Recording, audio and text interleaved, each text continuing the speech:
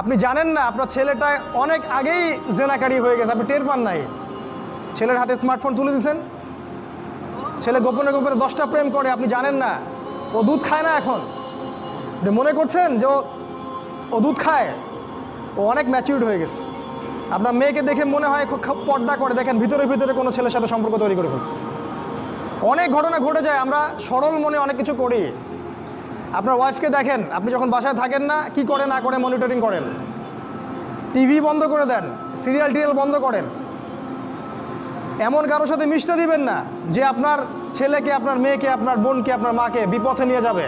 কঠোর হন পরিবারের উপরে, কারণ আপনাকে আল্লাহ পাক আপনার পরিবার সম্পর্কে জিজ্ঞাসাবাদ করবেন, অবশ্যই জিজ্ঞাসা করবেন। বিশ্বাস করেন আল্লাহ পাক কিয়ামতের মাঠে আপনাকে আপনার পরিবার সম্পর্কে জবাবদিহি করাবেন প্রত্যেকটা বিষয়। আপনি দাওয়াত দেন, চেষ্টা করেন, তারপরে যদি ছেলে বেলাইনে যায় সেটা